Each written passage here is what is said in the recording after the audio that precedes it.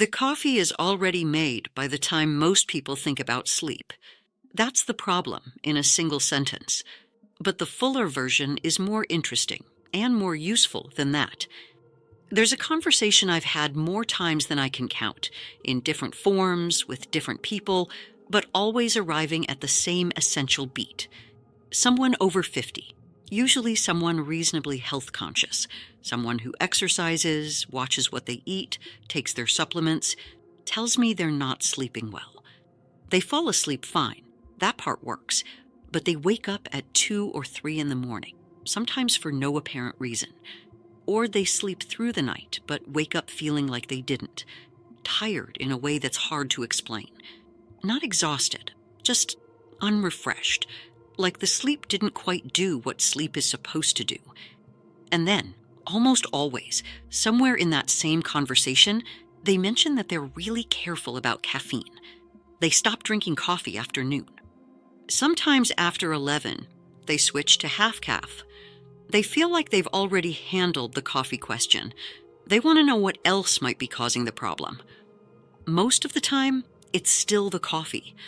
Not because their cutoff is wrong, though often it is, but because the relationship between caffeine and sleep is not the simple cause and effect story most people think it is. It's not just about whether caffeine keeps you awake. That's the obvious part, and it's the part people try to manage by stopping drinking at noon. The part that doesn't get talked about enough is what caffeine does to the architecture of sleep. Not whether you sleep, how you sleep. And those are fundamentally different questions with very different implications. Let me explain the mechanism first, because understanding it changes the way the practical advice makes sense. Your brain runs a sleep pressure system. Throughout the day, every hour you're awake, your neurons are producing a byproduct of all that activity, a compound called adenosine. It accumulates in the brain gradually, hour by hour, and as it builds up, it creates the sensation of sleepiness. The tiredness you feel by late evening isn't just time passing, it's adenosine accumulation reaching a threshold. Your brain is essentially measuring how long you've been running and signaling that it needs to stop for maintenance. Caffeine doesn't give you energy. That's the misconception almost everyone carries. Caffeine doesn't produce anything. What it does is block adenosine receptors. It sits in the receptor slots and prevents adenosine from binding, which prevents the sleepiness signal from landing. You don't feel the accumulation because the message isn't getting through. The adenosine is still there, still building. You're a lot less tired. You're biochemically numb to the tiredness, which is a very different thing. This matters for one specific reason that most people never hear. When the caffeine eventually clears, when your liver metabolizes it and the receptors open back up, all of that accumulated adenosine binds simultaneously. That's the crash, the sudden fatigue that hits in the afternoon, a few hours after your last cup. People experience it as their natural tiredness returning. It's actually worse than that. It's a flood of delayed sleep pressure arriving all at once, after being blocked for hours. Your body was running on adenosine debt, and the caffeine was postponing the collection. Now, here's where sleep quality enters the picture, and where the conversation gets more specific to people over 50. Sleep is not a uniform state. It's a series of cycles, and within those cycles, there are different stages, each serving distinct physiological functions. The stage that matters most for waking up feeling genuinely rested, and for the kind of brain maintenance that becomes increasingly important as we age, is slow-wave sleep, deep sleep. The stage where memory consolidation happens, where metabolic waste products are cleared from the brain, where growth hormone is released, where cellular repair accelerates. That stage is physiologically the most restorative, and it's also the stage that's most sensitive to disruption. Caffeine, even when it clears from your system enough to let you fall asleep, suppresses slow-wave sleep. That's the part that doesn't get mentioned enough. You can fall asleep at 10 o'clock on a night when you had your last coffee at noon, well within the conventional guidance, and still get measurably less deep sleep than you would have without caffeine in your system that day. The caffeine metabolizes, the sleep onset happens normally, but the depth of the early sleep cycles is blunted. Your brain doesn't go as deep as it should, or it doesn't stay there as long. You sleep, but you don't repair. And over time, across weeks and months of this pattern, the cumulative deficit in deep sleep starts showing up in ways that feel frustratingly unspecific. Fatigue, cognitive fog, mood instability, slower recovery from physical exertion, the sense that something is slightly off, but nothing you can point to cleanly. What I want to do now is go through the specific mistakes I see most often in people who think they've already addressed the coffee-sleep relationship. Because the conventional advice, stop drinking coffee after noon, don't drink too much, is real but incomplete. It leaves out the parts that matter most for anyone over 50. The first one is timing in the morning, and it runs exactly backward from what most people expect. The common assumption is that earlier is better, that the sooner you get your caffeine, the more time it has to clear before sleep. That logic is not entirely wrong, but it ignores something important about how the body manages wakefulness naturally. Your cortisol follows a specific daily rhythm. It peaks sharply in the morning, usually within the first 30 to 90 minutes after waking. And that peak is your body's natural alerting mechanism. It's what generates the baseline cognitive function and alertness you experience in the first hour of the day. It's working. It's doing what caffeine also does, through a different mechanism, simultaneously.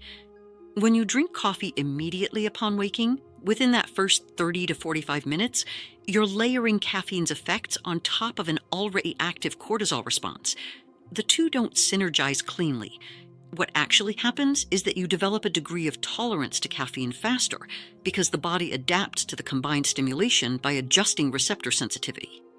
You also miss the window where caffeine would actually be most useful, when cortisol naturally starts declining, usually somewhere between 90 minutes and 2 hours after waking, which is when caffeine can genuinely fill the gap, rather than pile onto a system that was already functioning well.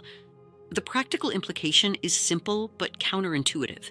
If you wake at 7, your first coffee is more physiologically useful at 8:30 or 9 than it is at 7:15. Not because waiting is virtuous, but because you're using the caffeine where the gap actually is, instead of dumping it on top of your natural peak. A lot of people try this reluctantly and discover after a few days that the coffee actually works better, feels more effective, doesn't produce the same mid-morning crash. That's not placebo. It's the result of using the tool at the right time in the cycle.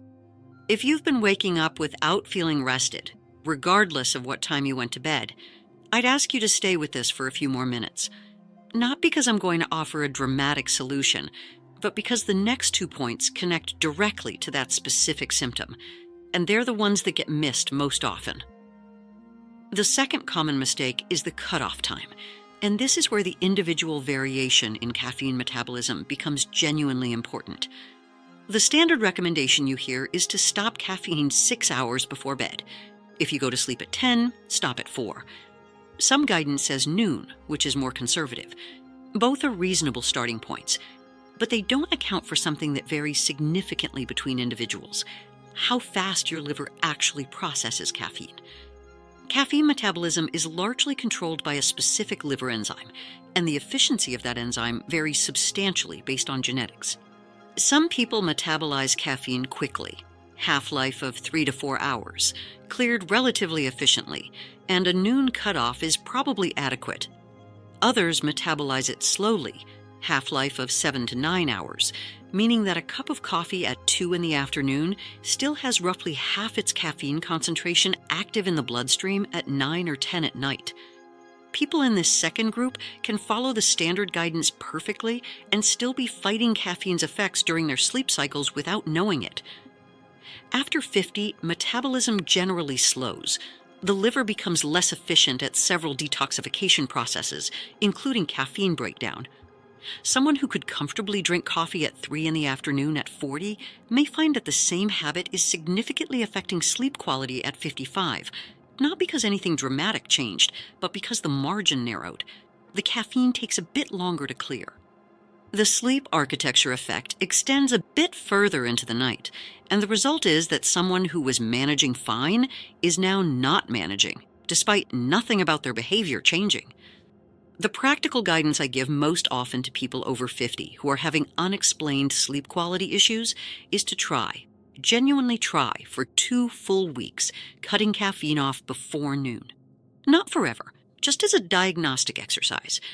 If sleep quality improves meaningfully, you've identified the margin. You can then gradually push the cutoff later until you find the actual threshold. But the 2-week noon cutoff experiment is the most reliable way to isolate whether caffeine timing is actually in the picture, because the effects of caffeine on sleep architecture accumulate gradually. You don't necessarily feel the difference after one night. If you find this kind of specific, practical information useful, the kind that isn't the usual surface-level advice, please subscribe and like this video.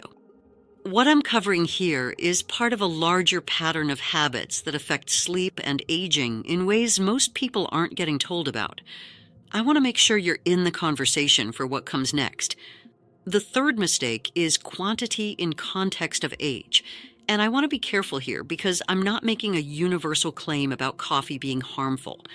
The evidence on coffee and health over 50 is actually more nuanced than the standard cautionary narrative suggests. Moderate coffee consumption, what most researchers define as 1 to 3 cups per day, is associated in multiple lines of research with reduced risk for several conditions, including certain neurodegenerative diseases, some metabolic dysfunction, certain liver conditions. Coffee contains biologically active compounds beyond caffeine, including antioxidants and chlorogenic acids that have independent effects. I am not here to tell you that coffee is the enemy. What I am saying is that after 50, the body's ability to handle caffeine quantity specifically shifts, and the threshold between beneficial and disruptive is lower than it was 20 years ago. Not dramatically lower for everyone, but consistently lower on average. 2 cups at 50 functions closer to 3 cups at 35 in terms of systemic stimulant load, partly because of slower metabolism, partly because of changes in receptor sensitivity, partly because the sleep architecture is already more fragile with age and requires less disruption to degrade. So someone drinking what they've always drunk, 3 cups a day, same as they did at 40, may be functionally over-caffeinated now without having changed anything. The quantity didn't change. The threshold moved. There's also a specific interaction worth naming: caffeine and anxiety. Generalized anxiety increases with age in a lot of people, sometimes related to health concerns, sometimes hormonal changes, sometimes accumulated stress without resolution. Caffeine directly amplifies anxiety through its effects on cortisol, adrenaline, and the sympathetic nervous system. Anxious sleep, the kind where you lie awake with a running thought loop, or wake at 3 with a vague sense of dread, or have vivid and exhausting dreams, is made significantly worse by caffeine load. And because anxiety and caffeine both elevate cortisol, the sleep disruption happens not just at the structural level, but at the biochemical level. Cortisol elevation at night, even modestly, suppresses melatonin production and delays sleep onset. So if your sleep problem is not just depth, not just the unrefreshed waking, but also initiation or middle-of-the-night waking with a charged, alert quality, the caffeine-cortisol-anxiety axis is worth examining. Not as the only factor, but as a real one. Fourth, and this one surprises people, the first cup versus the last cup. Most people, when they think about reducing caffeine sleep effects, think about the last cup. Stop drinking coffee earlier. That's the primary intervention they consider. But the first cup of the day has an effect on sleep that night that isn't usually discussed. When you drink coffee in the morning, you create an adenosine debt. You're blocking the accumulation process during the period when the caffeine is active. When that caffeine clears, you experience a rebound of adenosine. Depending on the quantity and timing of your morning coffee, that rebound can land in the late afternoon or evening in a way that distorts the normal sleep pressure curve. You might feel intensely sleepy at 5 or 6 in the evening, more than you should, and then paradoxically, more alert by 9 or 10, when your body has absorbed the adenosine flood and cortisol has had time to settle. That second wind quality in the evening, the feeling of waking back up when you should be winding down, is often the adenosine rebound paradox from morning caffeine. It's not that you're not tired, it's that the caffeine earlier shifted when the tiredness landed. Managing this doesn't necessarily mean less coffee in the morning. It means being aware that the quantity and concentration of your morning caffeine influences the timing of the afternoon and evening rebound. A very strong morning coffee, a double espresso, a large drip coffee, followed by nothing else, can create a more pronounced rebound than a moderate morning coffee, followed by a single cup at mid-morning. Spacing matters. Concentration matters. The body handles gradual caffeine exposure differently than bolus doses. I want to pause here and be direct about something, because I think it's important. A lot of what I've described involves paying attention to your own patterns, not measuring them obsessively. Not tracking every cup and every sleep metric, but paying actual attention. Most adults over 50 have never genuinely experimented with their caffeine habits as a variable affecting sleep, because they've been living with both the caffeine and the sleep issues simultaneously for long enough that neither seems unusual anymore. The sleep problems feel like aging. The coffee feels like necessity. The connection between the two has been normalized out of visibility. What I'd encourage you to consider is this: 2 weeks of honest modification. Earlier cutoff, fewer cups, delayed first cup is enough time to get a real signal about whether caffeine is actually in the picture for you. Not a permanent change, not a commitment, just a diagnostic window. If nothing changes in your sleep quality after 2 weeks, caffeine probably isn't the central variable, and you can look elsewhere.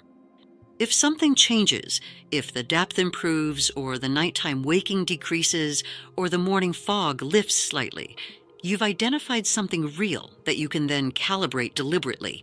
That's not hardship, that's just information. I genuinely like to know your experience with this, and I mean that practically, not rhetorically.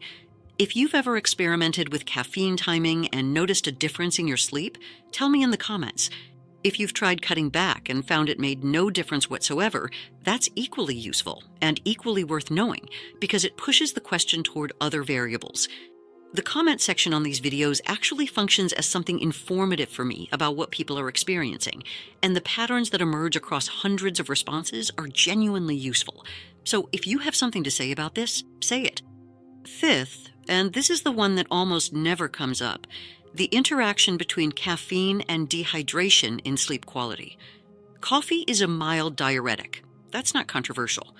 What's less appreciated is that even mild chronic dehydration, the kind that doesn't produce obvious thirst, the kind that accumulates across a day of ordinary activity, affects sleep quality in ways that overlap substantially with the signs of caffeine disruption. Shortened deep sleep cycles, more frequent brief awakenings, morning fatigue. The dehydration effect on sleep is most pronounced in people over 50, in part because the thirst mechanism becomes less sensitive with age, so the signal that you need to drink more water arrives later and more weakly than it used to. Coffee without adequate compensatory hydration produces a cumulative dehydration effect across the day that arrives at sleep onset already diminished. And because the body does a significant amount of its hydration regulation during sleep, fluid redistribution, kidney processing, cellular repair, starting that process already in deficit means sleep is working against a backdrop of physiological stress that compounds with everything else. The practical guidance here is not complicated. For every cup of coffee you drink, drink approximately the same volume of water either before or shortly after. Not to cancel out the diuretic effect in some mechanical sense, but to maintain the overall hydration balance across the day. Most people who implement this consistently for a few weeks report it as one of the more tangible quality of life adjustments they've made, not because of some dramatic effect, but because the quiet background fatigue that had become normalized turns out to have had a dehydration component that was invisible until it wasn't. There's one more element I want to cover, and it's perhaps the most overlooked aspect of the entire coffee sleep conversation: the cumulative sleep debt cycle that caffeine enables. When you sleep poorly and wake unrefreshed, the first thing most people do is drink more coffee. That's not irrational. It's a functional short-term coping strategy. but it creates a loop. The extra caffeine addresses the morning fatigue, but compounds the next night's sleep disruption, which creates more fatigue the next morning, which creates the need for more caffeine, and so on. Across weeks and months, this cycle normalizes itself as just how you function now. The tiredness becomes background, the caffeine becomes maintenance, and the connection to sleep is lost in the familiarity of the pattern. The reason this is worth naming explicitly is that breaking the cycle requires tolerating a brief period of worsened fatigue. When you reduce caffeine intake, especially after it's been elevated for a while, the adenosine that caffeine was suppressing hits more fully. The first 3 to 5 days of reduced caffeine are often more tiring than the baseline that preceded them. This is normal. It's the system recalibrating. The adenosine receptors, which had upregulated in response to chronic blocking, need time to normalize. But almost universally, people who get through that initial adjustment report that their energy, the kind that doesn't require caffeine maintenance, stabilizes at a higher baseline because they're actually sleeping better, because the sleep is deeper, because the repair is happening. That recalibration period is what stops most people from making the change. It feels like the change is making things worse. It's actually the change working. I want to leave you with something specific and practical, because that's ultimately what makes any of this worthwhile. If your sleep is poor, genuinely, consistently, in the way I've been describing, try this sequence for 2 weeks. Push your first coffee to 90 minutes after waking. Set a hard cutoff at noon, or at 1 o'clock at the latest. Drink a glass of water for every cup of coffee you consume. Cap total intake at 2 cups. Do this for 14 days and assess sleep quality at the end of that period.